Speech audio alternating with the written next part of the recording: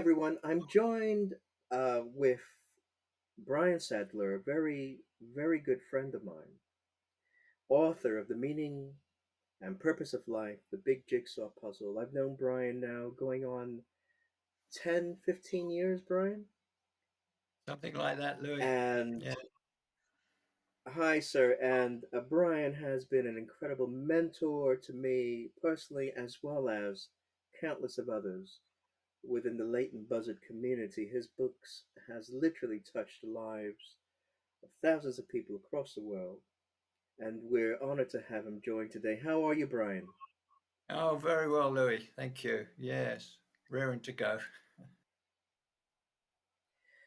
Brian, your journey into spiritualism, your journey into mysticism, kind of happened.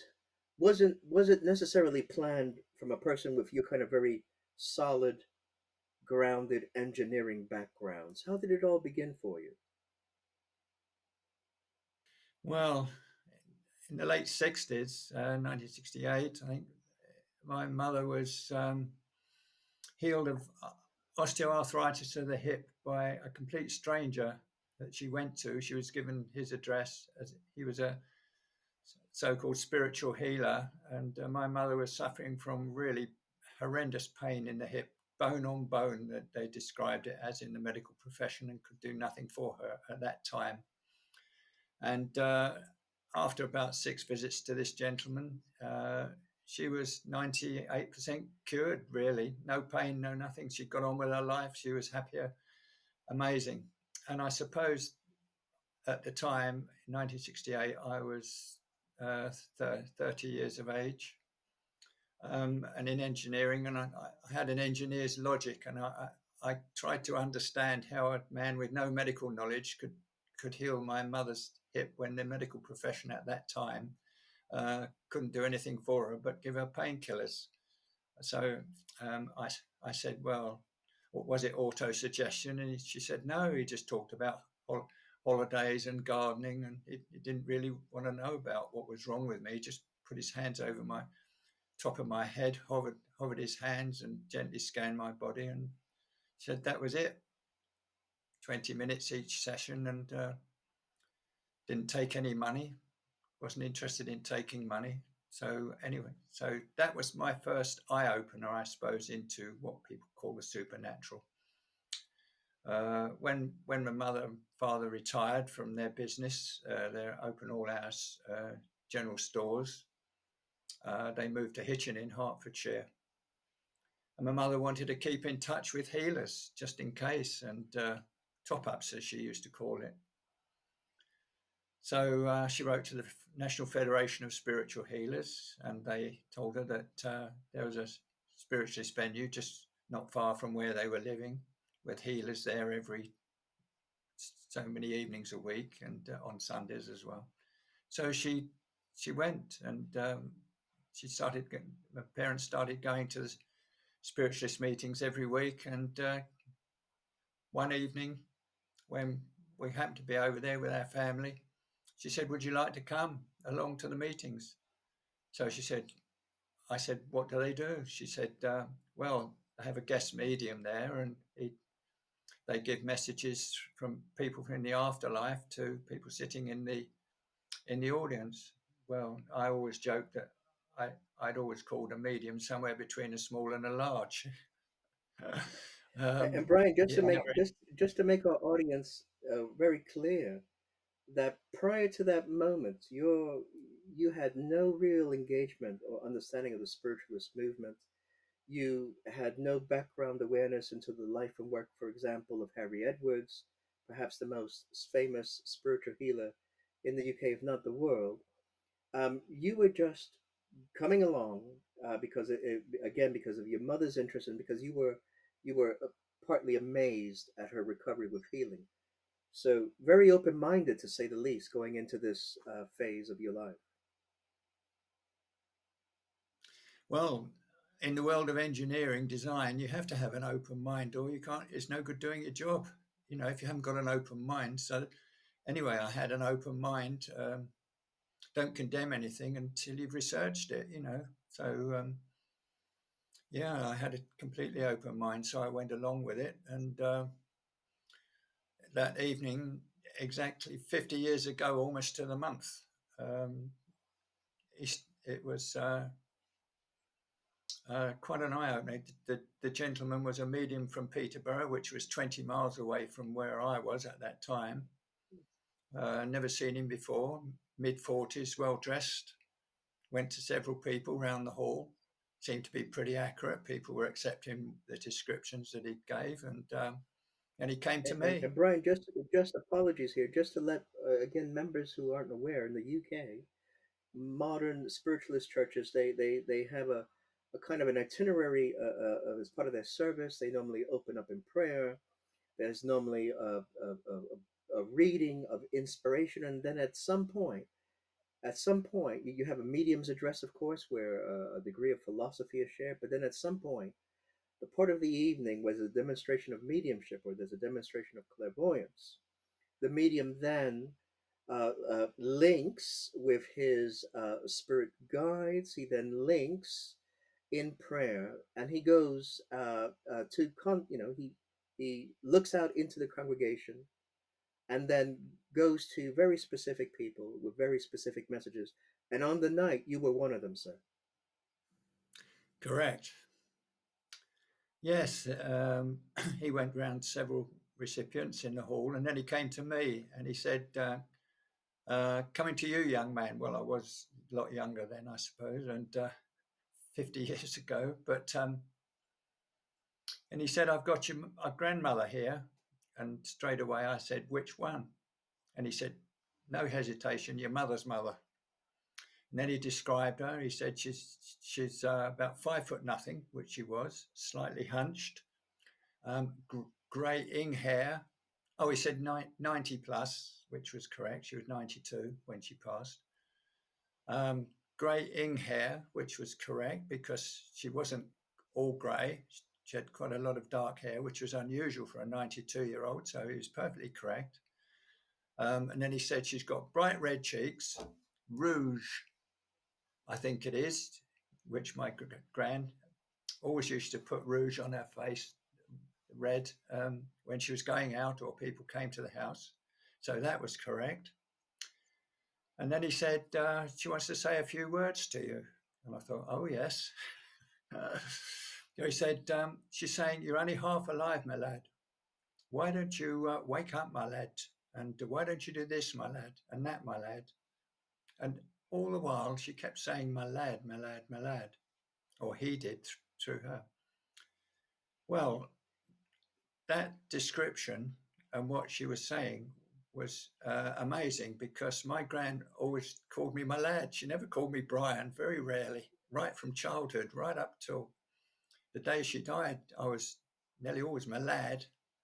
Um, so that was quite astounding evidence, and the description was perfect. And then he And said, Brian, yeah, Brian, if I could just interject here. I mean, that level of evidence, that's an excellent standard of mediumship, right? And always within and always within the kind of spiritualist movement, there's this kind of emphasis on first validating and communicating who the communicator is. First, giving evidence to establish who is there in spirit, right? And based on yeah, that kind of very highly detailed level of description, this medium from Peterborough sounded to me of an exceptional standard. And now once he's established that, he then proceeds to give her a message from her. You're now, and again, even more evidence with the terminology that she's using, malad, malad. So by this stage, you really are getting a sense that this this is real. This is not fishing. This is not speculation. This is not cold reading. This medium is in possession of insight that would not be normally made aware to anyone, not just to anyone. mm. Well, had the had it been wishy-washy message, I would never have gone back. I would never. It would have meant nothing to me. I would have not investigated. But this man really appealed to my engineering logic. But he finished by saying, well, your gran has to go now, but she sends her love and all that. And he said, I've got two other gentlemen standing by my side, um, your uncles. Well, I didn't know any. I didn't have any uncles in the spirit world, to my knowledge, at the time. And anyway, he said one of them. He said is dressed in. He's got a butcher's apron on. He gave a full description.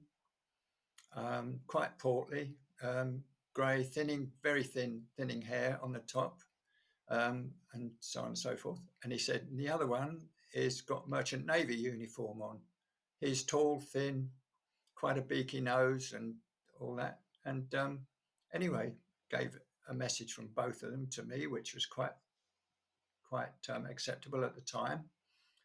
Anyway, then he said, well, he said, I must move on now. He said, I've got to get to others around the room. So he said, God bless, and he moved on to somebody else. Well, at the end of the meeting, my mother and father, who were at the back of the hall, uh, came forward, and my mother said, that was grand to a T, wasn't it? I said, yeah, it sure was. And she said, you know who the other two gentlemen were? I said, no. She said, they were your great uncles, my uncles. One was Uncle Bob, he was a butcher, and the other was Uncle, I can't remember the name now, but he was in the Merchant Navy. She said that was exactly the descriptions and everything. Well, I can tell you, I came out of that hall that evening and I thought, if my nan, my gran, and my great uncles were still alive in another dimension with all their faculties, then we're dealing with science here, not religious gobbledygook. This is scientific. Multiple dimensions with people living in it. It just amazed me, and I couldn't get that out of my head that night. And even at work, the following few days, I was thinking about it and writing questions down on bits to try and find answers. That really did spur me on to be an investigator, to find out more about life after death. And so that's how it started, Louis. That was 50 years ago. And what I found And out over again, those Brian, years, it's that, years, and it's the and same. And Brian, sorry, it's that same story with these spiritualist centers. They you know, and I know from having worked as a platform medium and having visited many of them, a lot of men and women who give up a lot of their spare time to keep these spiritualist centers and churches open. A lot of them do it out of love, out of service, and it's precisely for this moment. It's for when you find an individual at a certain point in life, and you hear the story time and time again. That medium changed my life, or that message, that bit of inspiration that I received, really set me on a trajectory. Really changed, had a great impact, and kind of changed the trajectory of your life, of someone's life, and that certainly was the case with you. That moment was life defining in many ways. yeah, it was a game changer, Louis.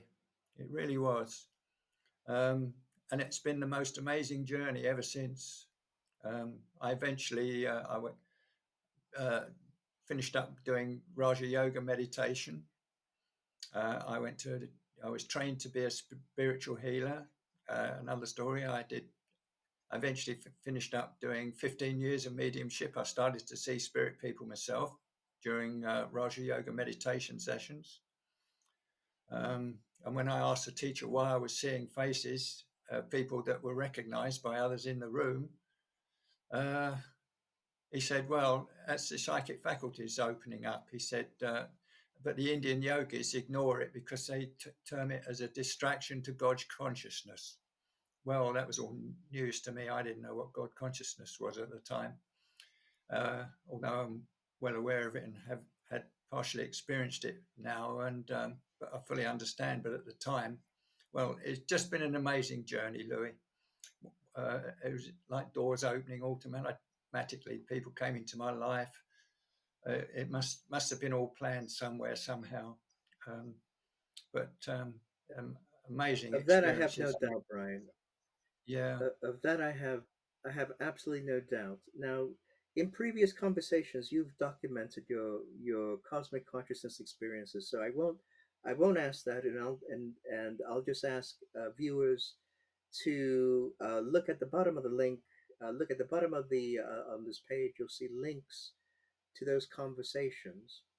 But Brian, you know, having having had 50 years of, of the spiritual journey, of insights, of transcendental experiences, of mediumistic experiences, of spiritual healing experiences, of out of body experiences, you've really benefited from an extraordinary range of transpersonal or direct spiritual experiences and encounters. I just wanted to say, looking back at those 50 years, what would you say was the most profound, or which experiences were the most profound for you along that journey? And what message, if I can, what message do they suggest for us as individuals, or what do they suggest about the human condition, the human dimension, and destiny possibly for humanity?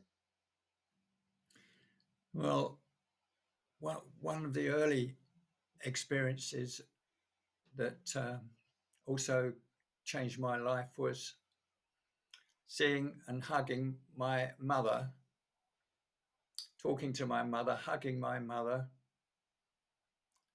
a few days after she died and a few days before her funeral. She appeared solid to me as I was walking home from work. Um, Seeing my Now, Brian, Brian, if father-in-law solid. apologies here, but Yeah. this is an extraordinary. Yeah, Brian, if we could just take us, if just take us back, because there's a lot of context. There's a lot of context as to what was, you know, your state of mind at the time. And if you can just take your time with this, because it's such a profound experience. Take us to the moment, to the days leading up to this experience, and what was happening in your life, in your professional life at the time. At the time, I was a contract design engineer, self-employed, and I was working for a company that designed and manufactured forklift trucks. And I would be, my one of my projects was to redesign the steering axle, completely redesign it for a range of trucks. And one of the trucks had overturned that I'd designed a new axle for. It overturned on the on the test track, shaking the driver up. He was badly shaken, but I was called into the chief engineer's office and he asked to see all my design calculations and everything. And he said, well, there's nothing wrong with your calculations. Everything appears correct. So I was pretty concerned because that could have badly hurt the driver. He was padded, but anyway, that was on my mind for that afternoon. He said, we'll send the axle away to have it x-rayed and see if there was a fault anywhere, which eventually they did, sent it away, and it was x-rayed and found to be what they call a single pass weld instead of a double pass weld. So it was badly manufactured. They hadn't followed the drawings. So I was in the clear. But at the time, that evening, walking home from work, it was on my mind. That's all I could think of because, to make a mistake that caused that problem, I would have been out the door. No doubt about it. I would have lost my contract. Um, but so that's when I saw my mother as I was walking across the footpath to the park. That's when I saw my mother coming towards me. She put her arms out like that, and I put mine out, and we hugged. She was a solid, really solid, just like real life. And again, Brian, And she for the benefit of the viewers, your mother by this time had passed away, right? yes, oh yes, she. It was a few days after she died, and a few days before her funeral. Mm. She said, Brian, I love you. And I said, and I love you, Mum. And tears in our eyes as we looked at each other. And then she just dissolved like a mist, swirling mist and into nothing. And there she was gone. Um, And I, Brian, I that could was that imagine was you being. I could imagine you being overwhelmed with emotion on this walk home. Not, not overwhelmed, but preoccupied, seriously preoccupied, contemplating the kind of work related, the accident, potential implications, And so now you're walking home, and again, just to slow this down for everyone, you look up and you begin to see a figure that appears like your mother, but it can't possibly be because she passed away 3 days prior. But before you know it, you're looking at her. So that's what I'd like to know, Brian. Um, as you're embracing her, as you're looking at her, is she as solid as we are, as you are to, as Patricia is to you, or is she slightly ephemeral or ethereal? It how did your mind make sense of it all as it was happening? What were the thoughts that you can remember? well, it all happened so quickly, Louis, most unexpected. But she was as real as I've ever encountered her in when she was alive, and I could smell her perfume. She looked years younger. She looked at least 10, 15 years younger um, than her 75 years of age on Earth. It just all happened so quickly. And then she was gone. She disappeared in like a swirling mist, um, which I was to find out twice more when two other people materialized to me. My father-in-law materialized when I was working on our car, was servicing our car in our driveway, and I was aware of someone walking across our lawn towards the car, but I was doing something really fiddly on the car with feeler gauges and adjusting this and that, and I, he leant under the bonnet and put his elbows on the wing of the car and looked up at me, and I looked up, and he said, "What are you doing, boy?" And I said, "Oh, trying to measure the tappets with the feeler gauges." And he said, "Oh, yeah." And that's it. And then he disappeared in a swirling mist. Well, I rushed indoors and told Patricia what I'd seen. I said, "I've just seen your father." Well, he died. He died months before. And I said, "He called me boy." He said, "What are you doing, boy?" She said, "Well, that's what he called most men he knew, boy." And he was very interested in servicing cars and motorbikes. And well, I'd only met him twice before when he was alive and once on his deathbed, so I didn't know much about him. um, so that was the second materialization. Um, Quite astounding, very real, very solid, Yeah, and and again, Brian, it's extraordinary. I mean, these are incredibly profound because, as you know, the world is within spiritualism has a history of mediums, specifically working in the service of helping with physical phenomena. So they dedicate their lives so that spirit people can manifest and communicate. And again, there's great literature with them helping psychical researchers. Um, and again, it's part of that kind of the options within mediumship to serve people at different stages. Maybe not so popular now as it was once in Victorian times, but it was a phase of spiritualism that has helped to kind of shift humanity's view and science view on life after death matters, the possibility that we exist after death. And these experiences are quite profound because, one, they're happening outdoors. They're not happening in kind of seance type settings with the lights out and mediums and cabinets. This is just you walking in broad daylight, and you're having this manifestation of your lovely mother and then your father-in-law very naturally, um, without the ritual, without the ceremony, without the intention. It's all very a profound, spontaneous psychic experience. Oh yeah, and this was in on broad daylight, Louis, sunny days. You know, it was not in semi darkness. This was broad daylight, and it was not on my mind at all. I was busy. Well, when you're servicing an engine, you can't afford to let your thoughts wander. You know, and at that time, I did all my own car servicing because I was so interested in mechanical things. Um, and I had a few months later, I had in 1984, I had another materialization experience. It's the third one I had. I was asked to be best man at a wedding and had to go to the church for rehearsals with them because I had to come forward with the ring at the right time. And the groom, potential groom, and his bride were standing in front of me, and I think it was the vicar or parson or whatever was so talking to them and that.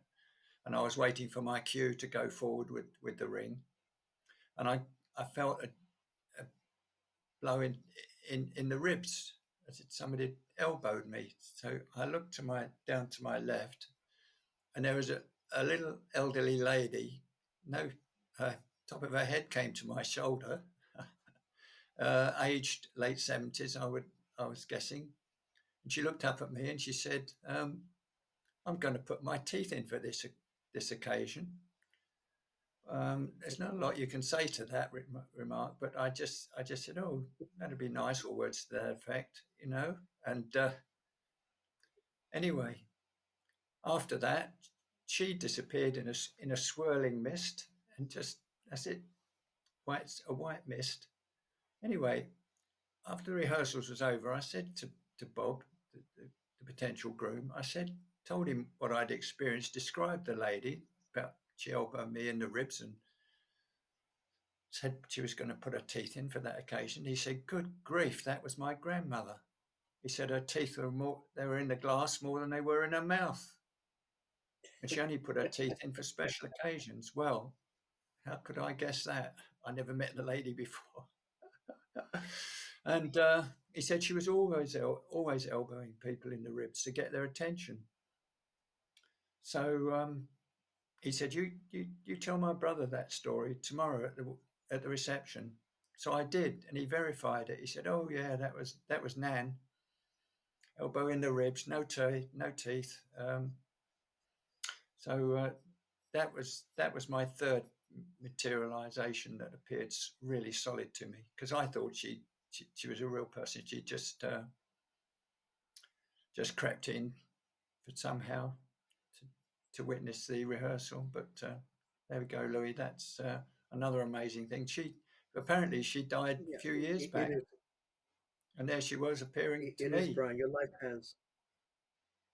Your life has been so blessed, Brian, and I don't think I don't think it's by chance that you're having these experiences when you reflect on a life that's given 15 years to platform mediumship, 30 years working in a spiritual healing capacity as a mentor, sustain supporting meditation groups within Leighton Buzzard philosophical discussion group for 30 plus years. You've really given your life since becoming spiritually awakened, really in service to others to help them along their spiritual path. So I'm not at all surprised that the that heaven, in some small way, that the mysteries of heaven and the joys and the love and the bliss would open themselves to you, that mystery would in part be revealed, because of that purity of intention, sincerity of seeking spiritual truth. You received in equal measure that you were prepared to give. Mm. Well, yes, it was. I suppose it was a very dedicated pathway because the mediumship and the healing were people were so grateful to be given evidence of an afterlife or healed of a particular health problem. They couldn't stop thanking me, and I said, "Well, I've done what I've done out of love, you know." And when I was searching for answers, Louis, a lot of people came forward to give me answers and help me. So when I said thank you to them, thank you very much for your time, they said, don't thank us, just do the same for others in the years to come. So that's just what I've done, um, because I was helped so much in on the pathway of life. I just it's payback time, really. I just help others, Yeah. and You delivered, and you've done that, sir, and more. You've certainly delivered on your promise, Brian. I just want to,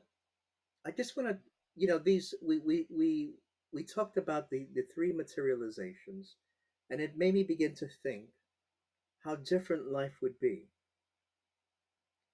if we if love, not just within our in our homes, for example, if love and harmony were the kinds of virtues that we subscribe to, the kinds of energies or vibrations that if you walked into your home, a home or a community that's just resonates to the frequencies of love and harmony, I wonder how different our world would be if those three materializations are anything to go by. Could it be? Could I, is it that difficult of a stretch of the imagination to think of me walking here from Buckingham to the town center, but accompanied by my mother that was deceased 5 years ago, just a few days from now, 5 years ago to this day. The idea that we don't have to have this kind of barrier to our loved ones when the conditions are right, where love and harmony prevail in the home, in the community.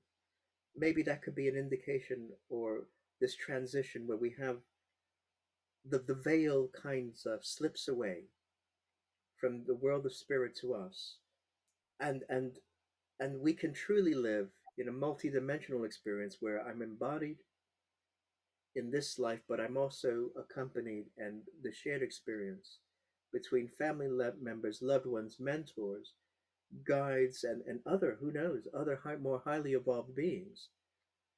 But it's not hidden behind a veil. The conditions are so that there is truly heaven on earth, in other words. yeah. Well, you see, Louis, the way I look at it, if knowledge of life after death was fully known, people couldn't possibly commit the atrocities that we see around us that hit the media every day. And once they learn that the law of the universe is love, peace, and harmony, and anything that doesn't conform to that law will self-destruct, because harmony must prevail. Love heals, hatred destroys. That's very evidential. Um, and even, even any disharmony, if you put disharmonious foods and drink into your body, then you're going to eventually self-destruct with a disease, illness, or whatever. Everything must be in harmony. The way we conduct our lives, worry, fear, anxiety, are all negative emotions that will self-destruct the body if they're not stopped. Um, and if people knew that law, as you give out, you get back. Karmic law. The Buddha pointed that out in his Eightfold Path to Enlightenment. The laws of life. And if everybody was taught that at school, for example, and the parents lived by that and brought up their kids with love and peace and harmony, we would have an amazing world. But that's not the way the world was designed for. We are in what I call the university of life, and people have to learn the hard way that what you give out, you get back. The sowing and reaping of life, the boomerang law, chickens coming home to roost, whatever you want to call it. That over many lives, reincarnation is a fact, not fiction. Um, plenty of evidence for that. Hundreds and hundreds of books written on it, the same as there is life after death. Hundreds and hundreds and hundreds of books written on life after death, near-death experiences, out of the body experiences, spiritual healing. Hundreds of books written on it. Harry Edwards, as you mentioned, the great healer, magnificent, amazing man that I was blessed with meeting twice, appearing on stage with him at Maidenhead many years ago. Yes, lovely man. But anyway, um, if people knew all these things, Louis, we would have an amazing world. But that's not what the world is. Well, It's well, not I happening. think it sounds, Brian, it sounds when you put it like that, because you spent better part of 4 decades researching everything from UFOs to yogi philosophy, you name it. And it sounds like for most of us, we're behind the conversation. We are very much behind the conversation on, life after death 101. You know, it's, and it's a shame, really, and it's to our detriment. It seems like if we want to ever uh, move beyond the kind of present state, then it's up to every man, woman, and child, really, to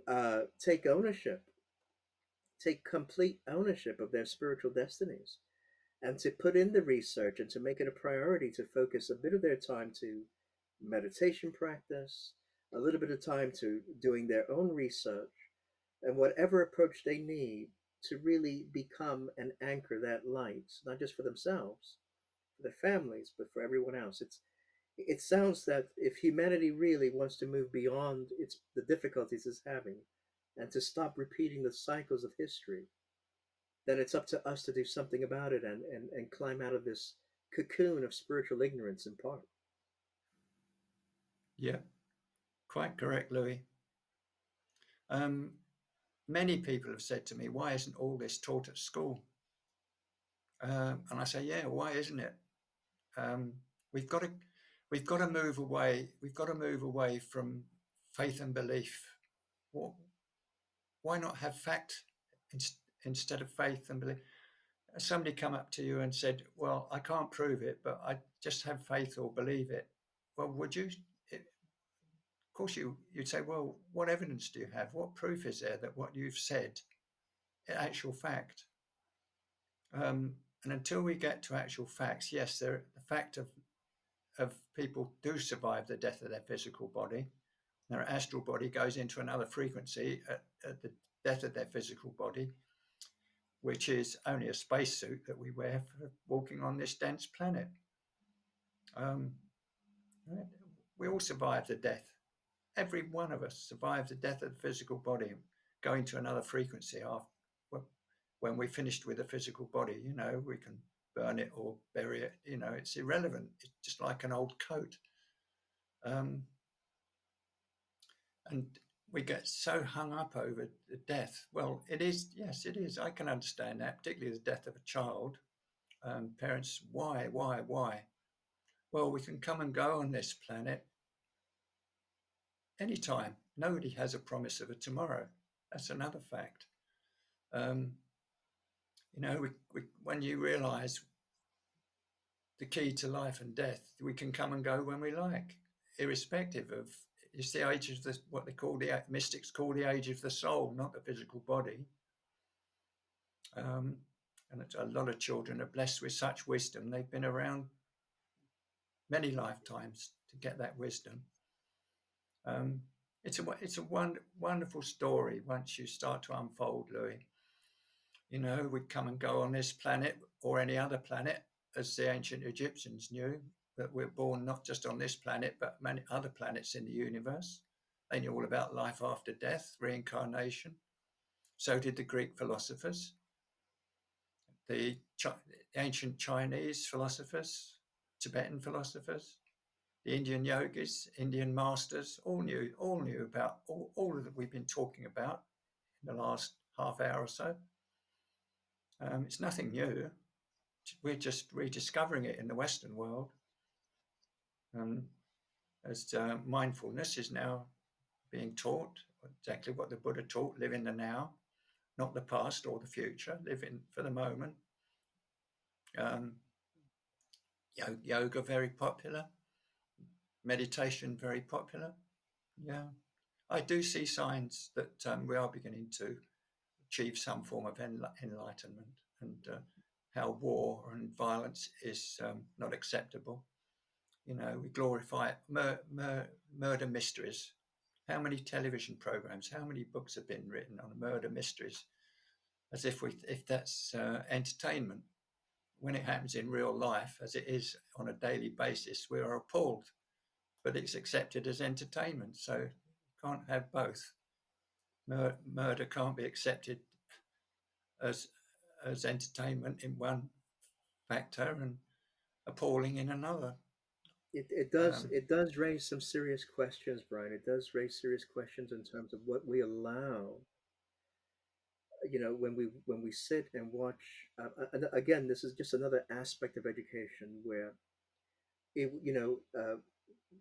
where media, along with science, along with religion, along with politics, how everything will have to be reviewed once we become more spiritually awakened, right?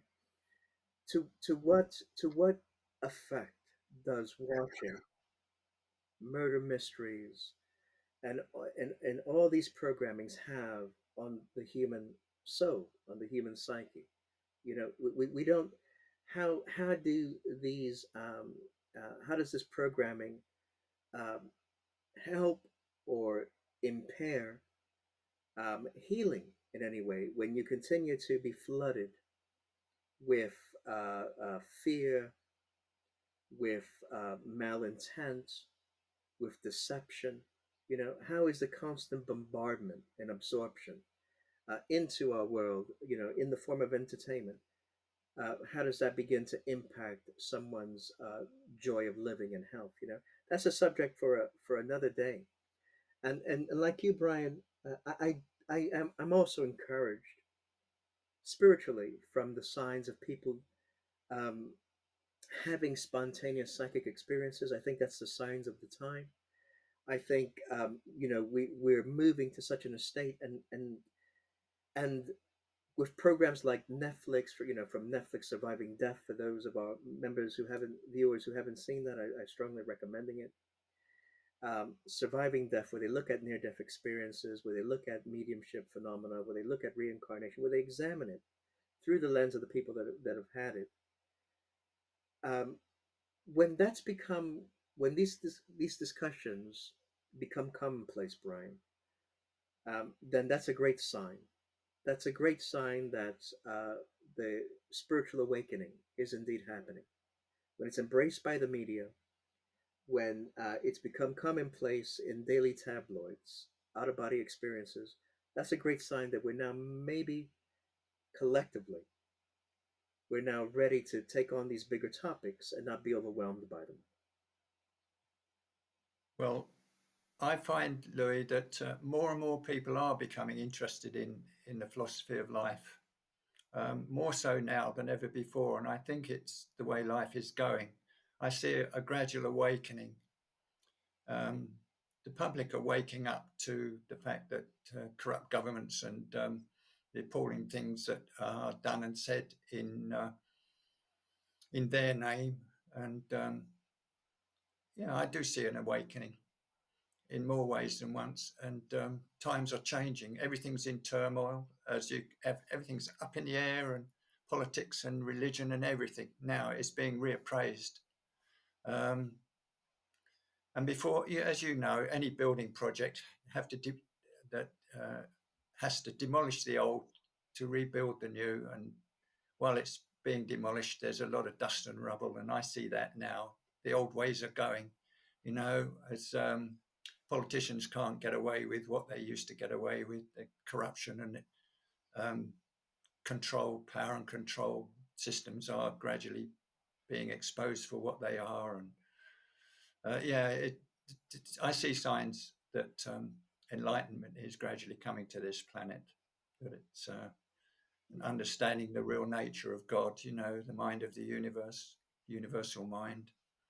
Um, Yeah. Brian, on that very positive note, I'd like to just officially end our conversation today. Thank you so much for joining, and I hope this will be one of many discussions that we can have, because the world needs the world needs it. We need to have these conversations, and I think there's nothing more powerful than to exchange ideas in a forum, in a capacity that's open and kind and non-judgmental, that we can talk very naturally about these experiences, profound spiritual experiences, and just slowly begin to normalize them in everyday waking consciousness. So with that, I say thank you, and the very best day to you, and my love to you and Patricia always. Thank you, Louis. And it's a pleasure to talk to you as well. Bless you.